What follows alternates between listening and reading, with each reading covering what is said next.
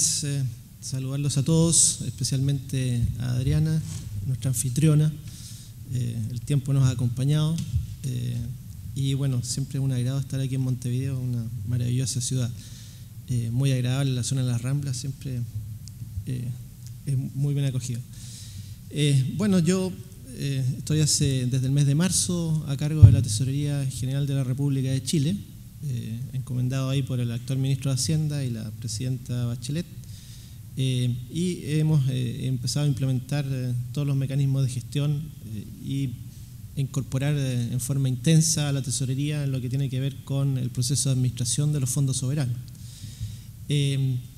Hoy por hoy es un sistema bastante complejo y de fuerte integración entre la Dirección de Presupuesto, el Banco Central y la Tesorería General de la República, el proceso de administración de los diversos fondos soberanos que tenemos. En la presentación anterior se habló del Fondo de Estabilidad Económica y Social y tenemos otro fondo que ya va creciendo en importancia, que es el Fondo de Reserva de Pensiones. Y la responsabilidad es compartida en ambos fondos por los tres estamentos: Dirección de Presupuesto, Banco Central y Tesorería. En eso yo quería hacer un recuento de cómo llegamos a los fondos soberanos, que en la presentación anterior no quedó muy claro. Y primero fue la génesis de la responsabilidad fiscal, impulsada fuertemente por el director de presupuesto de esa época, que era Mario Marcel. Él fue el que incubó en algún momento el proceso de mirar las finanzas públicas desde una perspectiva de largo plazo, en una coyuntura adversa de ingresos. Recordemos que cuando asume la presidencia Ricardo Lagos, la economía chilena, igual que ahora, entró en un proceso cíclico de crecimiento bajo. Después de la crisis asiática en 99, el año 2000, 2001, 2002, en general fueron de bajo crecimiento. Y eso condicionaba obviamente las posibilidades de gasto público. Y en ese contexto entra una filosofía en términos de ver cuál es el umbral de largo plazo de los ingresos públicos derivados de la tributación y de las empresas públicas del cobre. Y ahí entonces se adopta este modelo de balance estructural con una meta fiscal en ese momento de un superávit estructural del 1%, que permitía entonces tener un umbral de gasto mayor que el que podía absorber el déficit fiscal efectivo con el cual se estaba trabajando en esos años. Y de ahí entonces amanece este sistema de gestión tributaria que finalmente termina en el año 2006 y en el 2007 con la conformación de estos dos fondos soberanos. Primero el Fondo de Reserva de Pensiones y después, el año siguiente, el 2007, el Fondo de Estabilidad Económica y Social, ya reconociendo como fondos soberanos porque se habían acumulado fuertes excedentes que estaban en el Banco Central y en la propia Tesorería, administrados como excedentes de caja, finalmente. Y ahí se les saca entonces de la lógica de la administración presupuestaria y se constituyen estos fondos propiamente tal. Entonces, esa es la génesis de donde partieron estas dos iniciativas de fondos soberanos, para entender bien que no fue un objetivo inmediato de la política pública de constituir los fondos. Una vez que la responsabilidad fiscal como modelo de gestión tributaria fue rindiendo efecto, que se mantuvo durante varios años, prácticamente 10 años, una norma de superávit estructural del 1% del PIB, y todo ese proceso de acumulación fue exitoso en un proceso en el cual el ciclo económico acompañó bastante bien a las administraciones tanto del presidente Lagos como de la misma hoy presidenta en su régimen anterior, y posibilitó entonces llegar a un proceso de acumulación importante. El primer test, también se mencionó acá, de uso del Fondo de Estabilidad Económica y Social fue en el año 2009, cuando una fuerte caída de los ingresos fiscales, casi una caída del torno al 25%, y ahí fue la primera vez que se hizo un uso importante del Fondo de Estabilidad Económica y Social. Se hizo un giro de aproximadamente 7.000 millones de dólares para financiar el déficit fiscal del año 2009. Entonces, hecha esa introducción inicial, en lo que se nos orientó en términos de lo que interesaba hacer en la presentación acá era ver tres aspectos clave, iniciando a ver la posibilidad de que los fondos sean autosostenible. Y en ese sentido,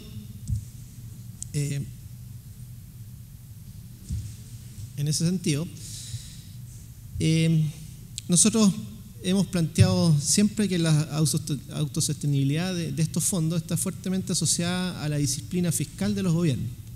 Y nosotros efectivamente el proceso de responsabilidad fiscal hasta el día de hoy se mantiene. ¿Qué hemos cambiado en el contexto de la responsabilidad fiscal? Hemos ido cambiando la meta fiscal. Pasamos de una meta fiscal de superávit, es decir, con un patrón declarado de acumulación. Ahora estamos bajo la administración de una meta de balance estructural, es decir, un equilibrio de largo plazo de los ingresos y los gastos fiscales. Y esa es lo que nos permite efectivamente avisorar que debiéramos mantener la autosostenibilidad de estos fondos, probablemente con un proceso de acumulación que sea menos agresivo y que esté más suavizado en función del ciclo económico que estemos enfrentando. En su inicio, la política fue bastante más agresiva y estaba con un sesgo de acumulación. Cuando uno pone una meta de un superávit fiscal del 1% del PIB, obviamente sobre las finanzas públicas se está poniendo un acento de acumulación. En el caso chileno ya ambos fondos, el de Estabilidad Económica y Social y el Fondo de Reserva de Pensiones, son parte integrante de la política fiscal y están incorporados en este marco de responsabilidad fiscal. Sin embargo, ambos fondos tienen orientaciones muy distintas. Nosotros también administramos en algún momento fondos de estabilización de precios, ¿sí? Pero nosotros en esa perspectiva no consideramos esos fondos soberanos propiamente tal. En nuestra aplicación de política fiscal, los fondos soberanos son aquellos que están llamados a cumplir un rol de estabilización macroeconómica.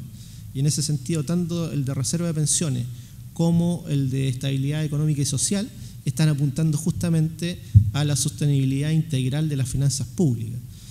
Mantuvimos durante un tiempo fondos de estabilización para el mercado de los combustibles. Durante la administración anterior hicimos un intento de eliminar el modelo de fondo de estabilización para el precio de los combustibles y estuvimos administrando un sistema que estabilizaba los combustibles en términos de recurrir a un mayor impuesto específico o a una reducción del impuesto específico y dejando fuera la concepción de un fondo de estabilización. Tampoco funcionó. O sea, el fondo de estabilización de combustible y el modelo anterior tampoco funcionaron. Y hoy estamos buscando un nuevo sistema de estabilización de precios en el cual se está incorporando a la empresa pública que administra el sistema de oferta de combustible en el mercado local, además de lo que puede hacer el Ministerio de Economía y el Ministerio de Finanzas para tener un modelo de estabilización de precios de los combustibles que sea distinto a lo que hemos experimentado en el pasado. Y los fondos soberanos estamos concentrados entonces en el Fondo de Estabilidad Económica y Social y en el Fondo de Reserva de Pensiones.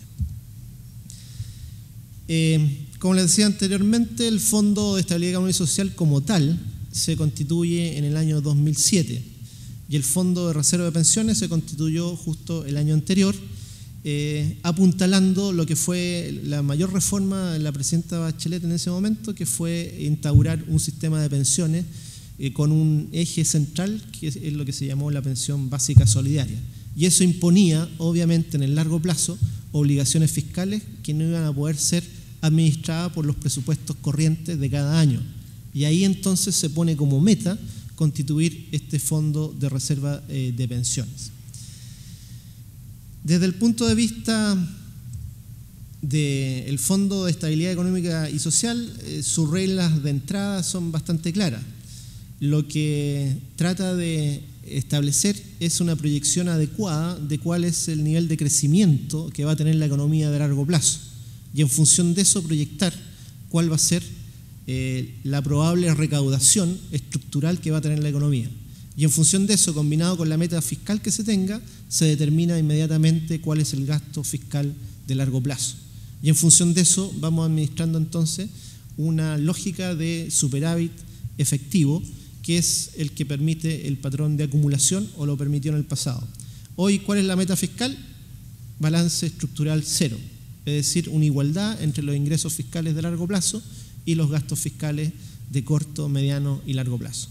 Y por esa vía, entonces, estamos también generando patrones de acumulación en la medida que el ciclo económico es un ciclo que está en fase de expansión, y cuando está en fase de desaceleración es muy probable que se debiliten los ingresos de finanzas públicas y tenemos que estar girando recursos del fondo.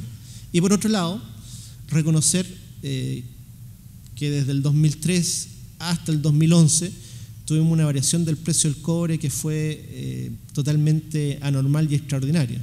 En el año 2003 el precio promedio del cobre, cuando se empezó con la regla de responsabilidad fiscal, el precio del cobre era 73 centavos de la libra, y en el año 2011 llegamos a un pic de $4.50 la libra. Ustedes se imaginarán que esa variación para un producto que representa prácticamente el 60% de las exportaciones de Chile es una fluctuación enorme, y por lo tanto el riesgo de transferir todo eso como renta disponible para financiar gasto público era desestabilizador no solamente para las finanzas públicas, sino también para la economía nacional en su conjunto. Y de ahí surge entonces otra de las pautas de alimentación del Fondo de Estabilidad Económica y Social, es proyectar el precio a largo plazo del cobre y ese precio considerarlo para los fines de la programación presupuestaria. Y todo lo adicional deberá quedar reflejado en un superávit efectivo que deberá administrarse como un excedente de caja no asignable al gasto corriente y tampoco al gasto de inversión en su totalidad. Y eso fue lo que generó la génesis de acumulación, y finalmente en el año 2007 se dio paso al Fondo de Estabilidad Económica y Social. El Fondo de Reserva de Pensiones está con un fin especial, es garantizar la sostenibilidad del modelo de pensión básica solidaria y todo el modelo de complementación de las pensiones que da el sistema privado de pensiones organizado en Chile, que ha tenido una evaluación bastante dura en general en términos de si está cumpliendo o no con los objetivos sociales de un fondo de pensiones. Y como ya se previó que habían problemas ahí de financiamiento, surge esta iniciativa ligada al establecimiento de una pensión básica solidaria y un suple a las pensiones privadas más bajas. Y por lo tanto el fondo está siendo el garante del financiamiento de esas provisiones futuras ligadas al financiamiento de las pensiones. Desde el punto de vista del balance fiscal estructural, ambos fondos están relacionados en términos de su lógica de acumulación hoy en día. Y en función de esto, solamente el Fondo de Estabilidad Económica y Social es el llamado a ser una fuente de financiamiento para el gasto público en la medida que los ciclos económicos vayan dando cuenta de una recaudación que se debilita y que por lo tanto necesita ser complementada. Estos fondos son administrados en forma tripartita por el Ministerio de Hacienda. El Ministerio de Hacienda es el que maneja la matriz de riesgo, ¿sí? Ellos son los que definen efectivamente cuál va a ser la estrategia de inversión. El Ministerio de Hacienda, en conjunto con la DIPRES, que es el órgano que está visualizando la estructura presupuestaria de corto y de mediano plazo, generalmente la DIPRES es la que establece, junto con el Ministro de Hacienda, cuál va a ser la política de administración tributaria para todo el periodo presidencial en el cual está mandatado el ministro. Banco Central actúa ahí fuertemente desde el punto de vista de administrador de los fondos de renta fija y custodio de los valores de renta fija, y tenemos a la Tesorería General de la República, que oficia como un garante de la accountability de toda la contabilización de los distintos fondos. La Tesorería tiene un rol de back office principalmente, donde controlamos que el Banco Central haga bien las cosas y que los administradores privados de la cartera de renta variable y el banco custodio de esos valores, que en este caso es el JP Morgan, que son procesos que se licitan cada 3 años. Estamos haciendo una licitación tanto para los bancos custodios como para los administradores de renta variable. Ese proceso es administrado por la Tesorería General de la República. Somos nosotros los que administramos los procesos de licitación. Banco Central participa finalmente, junto con el Ministerio de Hacienda y la Tesorería, en la definición de quiénes son los que, por la vía de la licitación, van a obtener la administración de los fondos de renta variable y la custodia de esos valores por un periodo de 3 años. La Tesorería General de la República también es la que está contratando las auditorías de todo el sistema de contabilización de los fondos de renta fija y los fondos de renta variable, tanto para el Fondo de Estabilidad Económica y Social como para el Fondo de Reserva de Pensiones.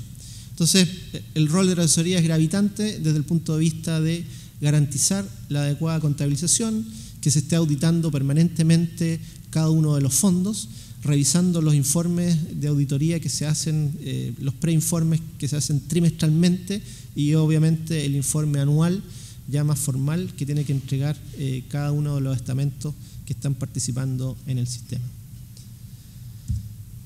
Desde el punto de vista del Fondo de Estabilidad Económica y Social, el portfolio que actualmente se está manejando es bastante conservador.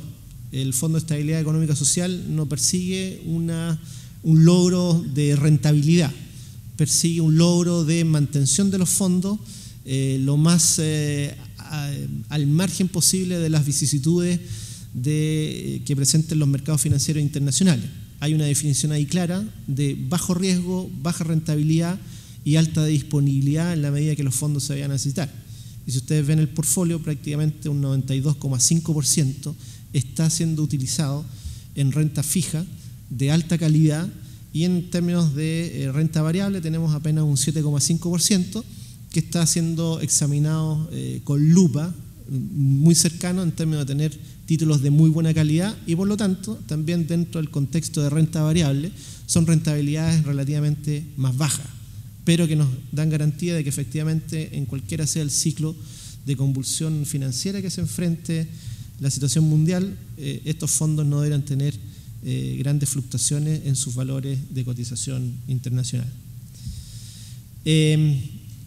Los rangos con los cuales se está manejando esto en términos de desviaciones, en términos del portfolio, en la situación actual estamos 92,5 a 7,5 en términos de rentas de largo plazo en renta fija o renta variable, y las holguras ahí ustedes tienen claro, en ningún caso estamos permitiendo que lo que representa renta variable pueda exceder más allá del 10%. Y estas holguras son bastante debatidas al interior, en tanto por el Banco Central, la Tesorería y el propio Ministerio de Hacienda. Hay una obsesión bastante marcada. Bueno, tenemos una situación crítica financiera no menor hace unos pocos años, y eso nos obliga obviamente a ser bastante más conservadores en la administración de este fondo. Desde el punto de vista del Fondo para la Reserva de Pensiones, tenemos aquí una situación en la cual estamos buscando algo más de rentabilidad, y tenemos que los fondos de renta variable están hoy por hoy explicando un 15% del portfolio del Fondo de Reserva de Pensiones, y un 85% está enfocado a renta fija de largo plazo, porque el objetivo a cubrir, el riesgo que se está tratando de cubrir también es un riesgo que está diseminado en el largo plazo. Las holguras aquí también en términos del control que se ejerce sobre los fondos accionarios es bastante férreo. Las desviaciones en general no debieran ir más allá del 20%. Hoy por hoy estamos trabajando con un techo del 18% para todo lo que tenga que ver con inversiones en renta variable del Fondo de Reserva de Pensiones.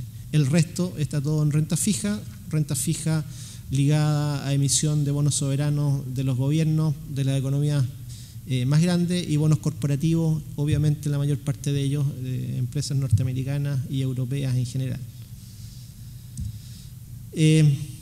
Las reglas fiscales que regulan los aportes y retiros, como les dije al inicio, son la médula para garantizar la autosostenibilidad de estos fondos. El Fondo de Reserva de Pensiones está recibiendo como mínimo un aporte del 0,2% del PIB. Esto es el 0,2% del año anterior, para tener una métrica clara en la cual ya está la estimación del PIB del año inmediatamente anterior zanjada y valorada adecuadamente por el Banco Central y el propio Ministerio de Hacienda, y en función de eso se establece este mínimo que tiene que ser integrado en el primer semestre de cada año en función del cierre del PIB del año anterior. En caso de que el superávit efectivo sea bastante cuantioso, este Fondo de Reserva de Pensiones podría llegar a tener un incremento equivalente máximo al 0,5% del PIB. O sea, este fondo también está expectante de lo que ocurra con el resultado de las finanzas públicas. Si el resultado es muy abultado, en términos del superávit efectivo que se mide para cada año, el Fondo de Reserva de Pensiones va a recibir una cotización premiada, va a tener un mayor ingreso que el mínimo que le garantiza la ley en Chile. El Fondo de Estabilidad Económica y Social, ¿qué es lo que hace? Recibe el saldo positivo que resulte del déficit efectivo, descontado el aporte que se hace al Fondo de Reserva y Pensiones. Y esto es lo que se integra finalmente al Fondo de Estabilidad Económica y Social. Los retiros. También, como se decía en la presentación anterior, tenemos que tener una regla lo más clara y transparente posible en términos de los retiros, porque si las reglas son arbitrarias y discrecionales, el fondo efectivamente puede diluirse y obtener un debilitamiento desde el punto de vista de los objetivos que busca establecer. El Fondo de Estabilidad Económica y Social puede ser utilizado en cualquier momento siempre y cuando haya un debilitamiento de los ingresos fiscales. La regla de giro del Fondo de Estabilidad Económica y Social está especialmente montada para que venga a financiar el déficit efectivo que se produzca en el momento en que se debilitan los ingresos fiscales efectivos. Entonces, esta es la regla. Eventualmente pueden haber transferencias del Fondo de Estabilidad Económica y Social hacia otros fondos, no hacia el presupuesto. Por ejemplo, en la administración del presidente Piñera se hizo un giro del Fondo de Estabilidad Económica y Social para alimentar otro fondo, que es el Fondo de Garantía de la Educación. Se sacaron no al presupuesto, pero va a otro fondo. Esos fondos después se relacionan obviamente con el presupuesto por otras vías y bajo la administración de otros ministerios. Ese ministerio queda en forma conjunta, ese fondo para la educación queda hoy conjuntamente administrado por el Ministerio de Hacienda y el Ministerio de Educación. El Fondo de Reserva de Pensiones solo puede ser usado para complementar las obligaciones que se deriven del pago de las pensiones en el contexto del modelo de pensión básica solidaria. Ahí están establecidas por ley también todos los giros que se pueden realizar del Fondo de Reserva de Pensiones. El Fondo de Reserva de Pensiones tiene además un techo en términos de cantidad de recursos y de años. El fondo va a seguir operando hasta el año 2021 y el techo que puede acumular el Fondo de Reserva de Pensiones es de 37.000 millones de dólares. Ese es el techo. De ahí en adelante no habría más ingresos asociados al Fondo de Reserva de Pensiones y porque se entendería que todas las obligaciones ligadas al modelo de pensiones estarían más que garantizadas con ese monto del fondo. ¿Cuál es la situación actual de nuestros fondos? ¿Sí? Porque en la presentación anterior teníamos un fondo que estaba actualizado hasta el año 2009, aquí lo tenemos actualizado hasta el primer semestre del año presente. Tenemos que el Fondo de Estabilidad Económica y Social actualmente está en 15.500 millones de dólares, de los cuales 14.300 millones aproximadamente están en renta fija y casi 1.200 millones de dólares están hoy por hoy en renta variable. El fondo sigue acumulando hasta el presente, las finanzas públicas todavía no están entrando en una situación de déficit efectivo, pero es muy probable que en el segundo semestre exista una situación de déficit efectivo y en algún momento del año se puede decidir generar un giro del Fondo de Estabilidad Económica y Social. El Fondo de Reserva de Pensiones tiene en renta fija, ya tiene un capital acumulado de 5.400 millones aproximadamente, en bonos corporativos otros 1.640 millones y en renta variable aproximadamente 1.250 millones, para totalizar un monto global de 8.250 millones aproximadamente. Recuerden que el 2021 el benchmark está en términos de llegar a un fondo con un techo máximo de no más allá de 37.000 millones, por lo tanto todavía tenemos bastante holgura y el Fondo de Reserva de Pensiones va a seguir alimentándose permanentemente en términos del mínimo establecido, el 0,2% del PIB, de aquí hasta el año 2021.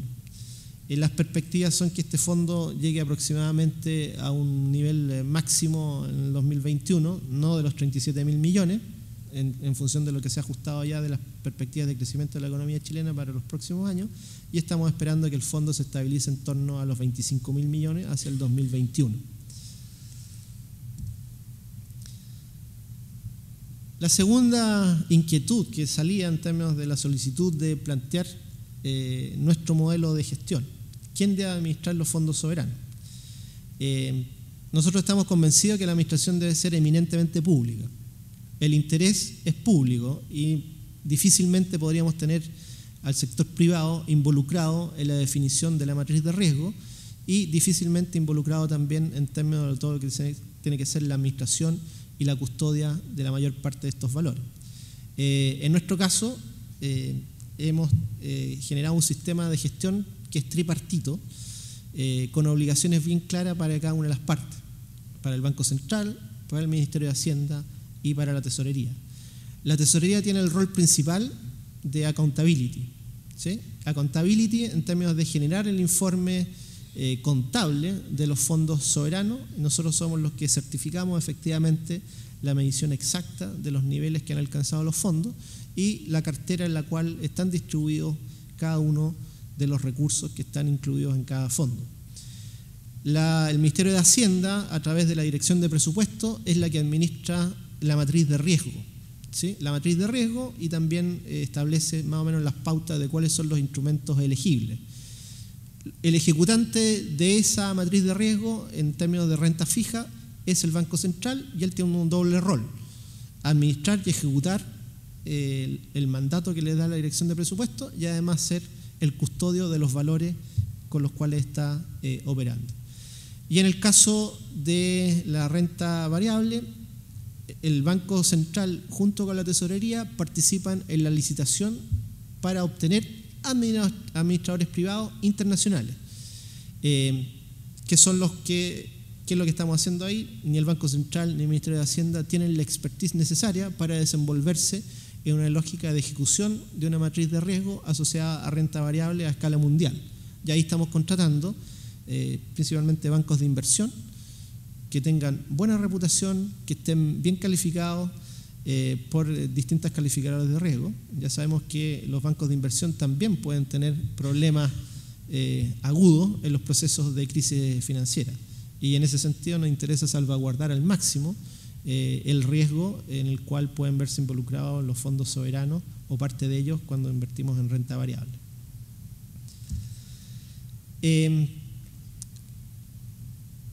Desde el punto de vista de los impactos que pueda tener los fondos soberanos en el contexto de la administración de la política pública, principalmente de las finanzas públicas, que otro de los efectos que se nos planteaba ahí, ¿cuál es el problema? Para nosotros, si ustedes contabilizan lo que está acumulado en ambos fondos, tenemos prácticamente 24.000 millones de dólares, es decir, ya estamos llegando y superando el umbral del 10% del PIB. Una cantidad de recursos importante, donde prácticamente tenemos el valor de un presupuesto completo, ejecutable de un año, en reservas, ¿sí? Y es un monto considerable para el tamaño de nuestra economía. Y obviamente nuestro gasto público también está muy cercano a un nivel de casi el 20%, estamos migrando hacia un nivel casi el 22% del PIB. Por lo tanto, cuando tenemos un déficit como el que tuvimos en el año 2009, de prácticamente una caída del 25% de nuestros ingresos corrientes, obviamente el problema es mayor. Porque si en ese contexto en la economía chilena se internalizan 7.000 millones de dólares, se imaginará usted el problema que se genera en los mercados cambiarios. Dicha una pequeña introducción, en Chile opera un mercado cambiario libremente flotante. Por lo tanto, la volatilidad del tipo de cambio no es menor. Y una operación fiscal de esa envergadura, obviamente que genera un impacto muy fuerte en los mercados locales. Por lo tanto, una de las grandes lecciones que tenemos en esa situación es que cada vez la utilización de los fondos soberanos tiene que ser una acción muy coordinada entre el Ministerio de Hacienda y el Banco Central, ¿sí? Una acción unilateral del Ministerio de Hacienda yendo al mercado cambiario genera efectos adversos en términos de competitividad para los sectores exportadores. El timing no es menor. La esterilización de la operación de recuperación de los fondos soberanos también es una cuestión que hay que tener en cuenta. Por lo tanto, ya no es solamente una materia de política fiscal, sino que también una materia de política monetaria.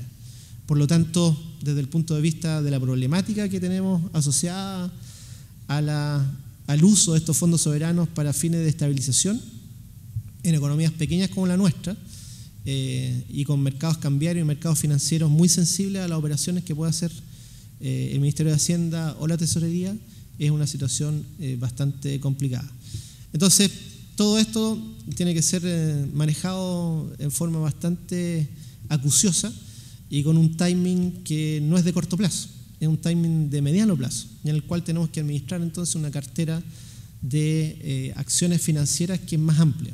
Todo esto se combina entonces con coordinaciones con el Banco Central, se combina también con emisiones de tesorería en el mercado local. Entonces, generando todo un sistema que permita la internalización de los fondos soberanos que están obviamente en moneda extranjera, ya sean euros o dólares, y la internalización de eso para financiar un presupuesto que se ejecuta principalmente en pesos chilenos es un problema no menor. Entonces ahí todavía tenemos que avanzar bastante en términos de tener claro cuál es la estrategia de internalización de los fondos soberanos hacia el presupuesto que necesita obviamente la inyección de recursos para financiar el nivel de gasto que se está materializando. Desde el punto de vista en esta perspectiva, los fondos soberanos pueden efectivamente, a través de operaciones trianguladas con tesorería y con el propio Banco Central, constituirse en fondos que vayan indirectamente a financiar inversiones en los mercados locales. En la medida que efectivamente nosotros vamos a generar una inyección de papeles que son adquiridos por las propias administradoras de fondos de pensiones y otros agentes del sistema financiero local, también se puede morigerar lo que es el costo de financiamiento de las inversiones del sector público y también, por cierto, del sector privado. Entonces aquí hay un factor que hay que considerar fuertemente en economías como la nuestra, donde efectivamente nuestra balanza de pagos es gravitante desde el punto de vista de lo que ocurre con la economía global a nivel del mercado financiero y el mercado de la economía real. Entonces, esta administración conjunta en términos de la gestión de fondos también estamos viendo que es muy necesaria desde el punto de vista de la internalización de parte de los fondos soberanos, principalmente el Fondo de Estabilidad Económica y Social, hacia la contingencia que presenta el presupuesto de la Nación en una posición deficitaria.